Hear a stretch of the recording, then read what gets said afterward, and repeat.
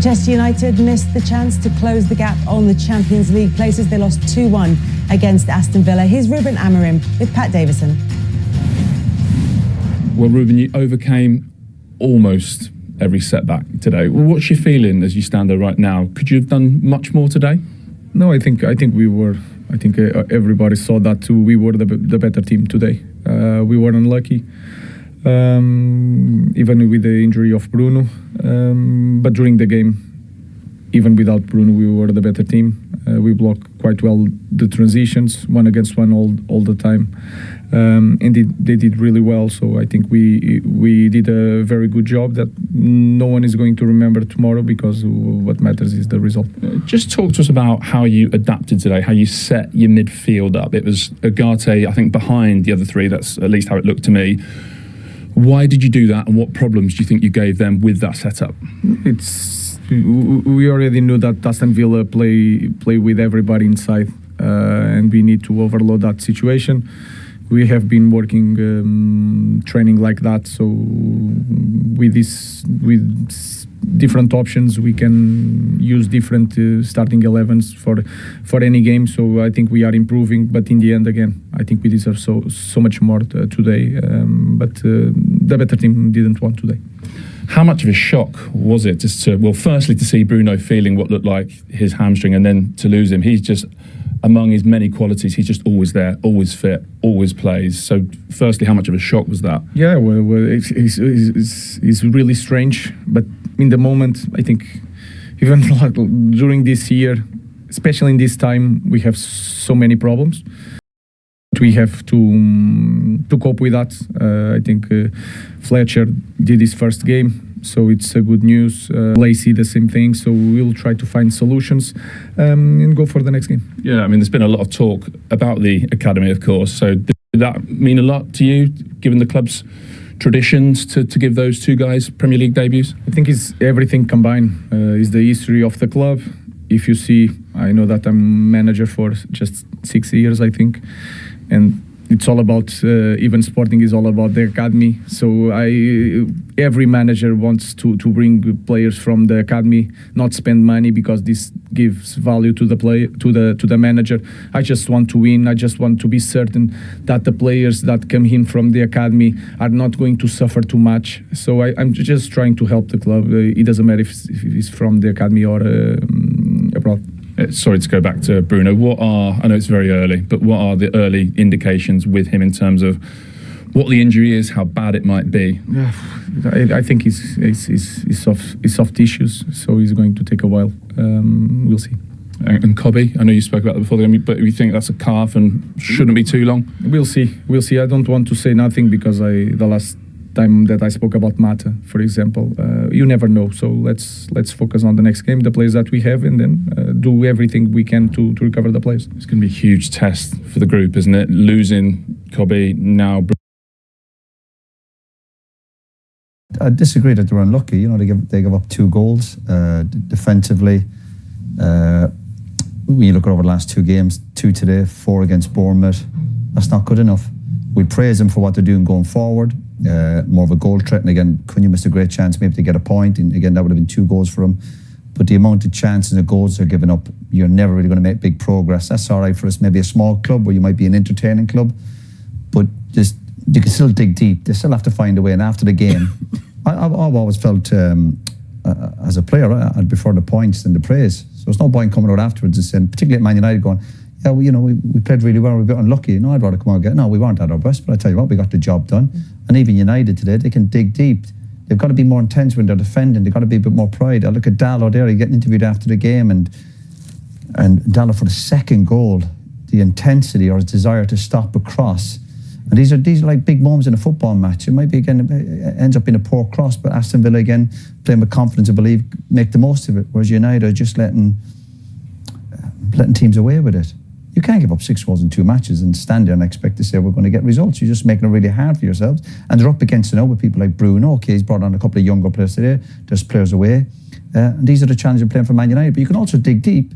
You can also win playing ugly. You have to find a way to do that. Because there's no good turn. A part of football is when you're out of possession. And this team, out of possession, are nowhere near good enough. And I don't know where that intensity, that that drive and belief is to try and get a result. I don't see it. Again, I've watched United today and watched them closely recently, and out of possession, I said it before the game, teams seem to create chances and goals far too easily. There has to be a pride in when you're a player for a team to say, we're going to be hard to beat.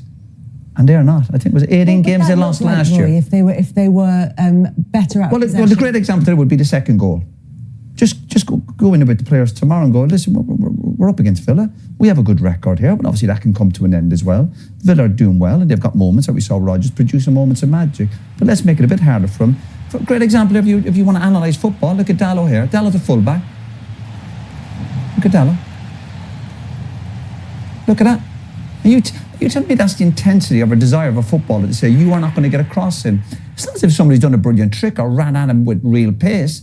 They'd like to stand a full-back. It'd be different if it was a striker back. He's a full-back.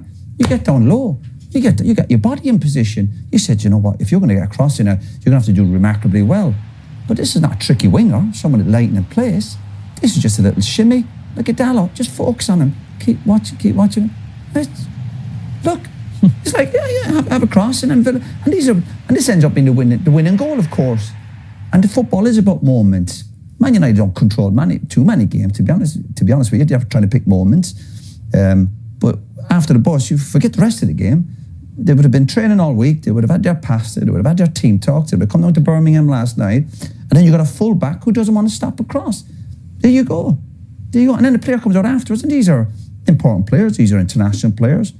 You're going and you're talking about, well, we have to dig deep.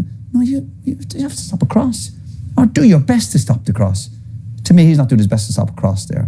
And these are defining moments in a game of football. And we could talk all day about all the other bits, the lovely, pretty parts. But United don't do the other bits really well in terms of rolling their sleeves up. They lost far too many games this year. This year is a little bit better from going forward as a team and being a goal threat. But you talk about any really decent team, you start about being hard to beat. We look, obviously, we're Arsenal at the moment, and it's hard to, never mind get the goals, hard to get a chance. Just the last two games, United conceded 6 goals. What chance have you got? You got Newcastle coming up in a few days. Newcastle. They'll come to Old Trafford. They'll enjoy it. They'll have runners, and we'll see the desire of Man United there to try and get a result. Because you can have all the talent in the world. We mention it time and time again, but you got to roll your sleeves up. And when the game gets a bit tight, or there's moments you go, I'm going to do my bit for the team. And there's too many players like Dalot who just don't do enough. I won't use the word cheating, but they're just not doing enough. And after the game, I'd be looking at him. I wouldn't be looking at the other bits of the game. I'm saying, are you going to stop it? Same for the first goal. Players, when Rodgers gets the ball wide in the first goal, we're all sitting there. We know there's danger. Do they not know there's danger? Are they a bit blasé going, do I have to do? Yeah, these are the ugly bits of football. We know you've got the other bits, but you've got to do the ugly bits of football. That's what all the top teams do. And you get the end product here. We see, again, we're talking about making tackles, making sacrifices.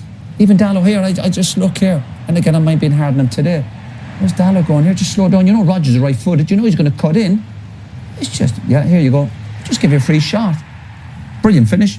Take nothing away from Aston Villa. But from a United point of view, I used the word intensity and the desire to try and get a result or to make it hard for Aston Villa. You want Aston Villa after a game today in that dressing room. You want to go to the Villa dressing room and go, well done, and they're exhausted, they're tired. I bet they were like, it's not so bad playing against United. When United out of possession, they're probably one of the worst teams in the league. In possession, of course, they're good. There's a threat. They could have scored 2 or 3 goals today. But unfortunately, part of being a footballer, particularly if you want to be a top footballer, is what you do out of possession. Everyone wants to talk about what you do in possession, what you do on the other side of it. And Man United cut corners, and they take too many risks, and that's why they're getting punished. And I'm glad they get punished. I like teams getting punished who take chances, end up letting their teammates down, their supporters down, and their fans down. And after the game, they're very blasé in the interviews. I'd be looking at players, and I'm thinking, they're like robots. They're like, oh, well, we're a bit lucky, Bruno. No, find a way.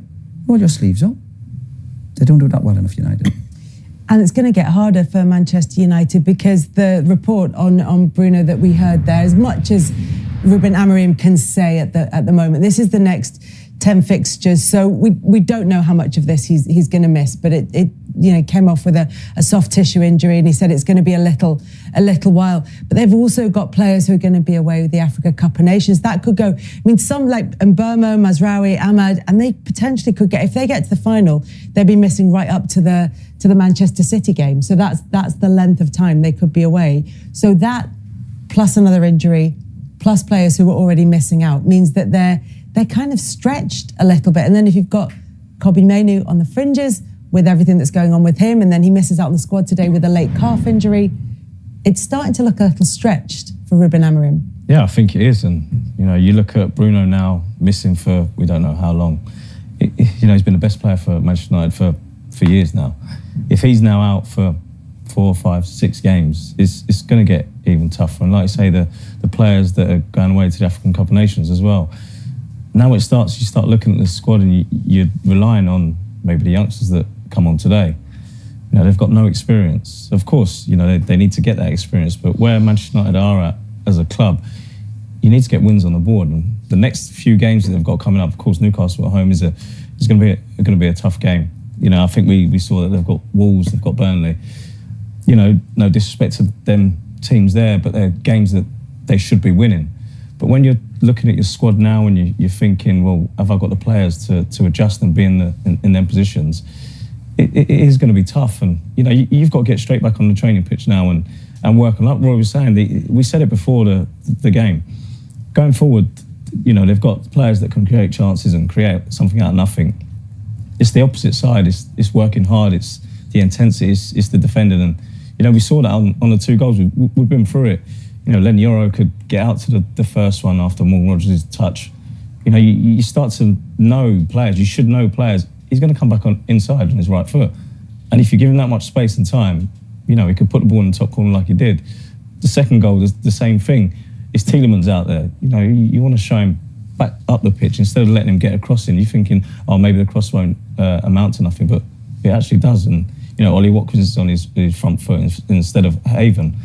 Rogers gets a touch, he scores, and that wins the game. So it's the details of not when you're in possession, when you're out of possession, and the intensity and the work rate that you have to put in. And if you're not putting that in, you'll get punished like you did today. And it means those comments that he made about young players, and he brought young player on today particularly, the comments that he made about them maybe being a little complacent and a little bit entitled in terms of expecting there to be a natural progress into the first team. It all feels a little bit more heightened when we hear comments like that about the senior pros, about the players who should be leading the line and should be the ones who are doing the work off the ball.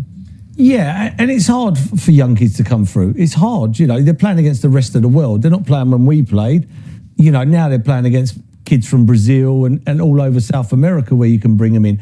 So it's hard, but you want to bring these kids into good football teams. Do you know what I mean? When they make that jump, they got to come into a team that's flying. Do you know what I mean? Like Arsenal, when you see Arsenal, they bring Wanyeri on and Dowman, they're playing full of confidence. They look after the players. Bringing them players on now. I said to Ashley, as soon as Fletcher come on, first thing you should do when Fletcher comes on, give him the ball. Straight away, give him it, get him in the game. And it's not like that. They're all looking after themselves first. And that's why it's hard for these kids. But yeah, they might have to go another way. It'd be up to the owners of the club. They might look at it and go, wait there a minute, we want youth. We need youth in the team. We ain't got money to go and buy 60, 70, 80 million pound players. We got to get these kids in. And the only way you can get them in and see if they are good is by keep on playing them. But, for me, what would it hurt playing the young kid Fletcher on against Newcastle? What would it hurt? They're not winning the league. They might get top 4, I doubt it. So give these kids a chance. Give them a chance at home. Newcastle, you're playing against a very good midfield in Bruno and Tonali. Can only help, for me. So, yeah, but my big worry when I see all them stats today, Man United, he made 1 save, I think, Martinez, and that's when Sesko should have put it over him. The other one obviously headed it wide, but for all them stats that were double more than Villa, but the goals didn't against, do anything. Even the league table, the goals against compared to the other, and I don't mean the top teams, I'm on about the teams in the top 12 or 13. As a manager and the staff, they must be looking at the players. And you're not about bringing young players into a senior team, but you've got a proper good senior pros. Have United got that? I don't think they have. You don't need 6, 7, 8 top players who will drag these kids along. Absolutely not. So yeah, sometimes throw the kids in, but you're like, well, good luck in this team. You showed a clip earlier about Nev and all these lads. When they came through, they were coming into a top dressing room. Proper men who'd won titles and would help these kids out. I don't know if there's enough senior players at United. The evidence isn't there that they will help these young kids because everyone seems to be looking after themselves. And if they're cutting corners, like we saw today with some of the goals, then these are the habits these young lads will be seeing these senior players do. And that is such a bad example for these kids to have. Well, if you're playing at home to Newcastle on Boxing Day and Martinez plays in front of Fletcher, if you're sitting there as a kid, you think, what's the point in being here? What's the point playing a centre-half as a centre midfield player when I'm coming through? You know, he can play. He's a good player. I've seen him play. Give him a chance. Give him a chance this weekend. You know, what worst thing that can ever happen is he has a bad game, like most of them have every other week. So you're not losing anything, and it helps. The fans go home. They go, you know, well, at least we've got one of our youngsters coming through, and they see something. Can't keep on buying 50, 60, 70 million pound players, you know. And when we see United losing, we will obviously look at excuses for United, but it's Aston Villa's day today. Two world-class moments, a team that's on the up, a lot of momentum, a world-class manager. So it's thumbs up to Villa today, and maybe United will have to, again, reflect and have a look what they're doing and stop cutting corners. And having said all that, Manchester United still only 3 points off the Champions League places. So not all doom and gloom necessarily, but like you say, defensively there are issues, 28 goals.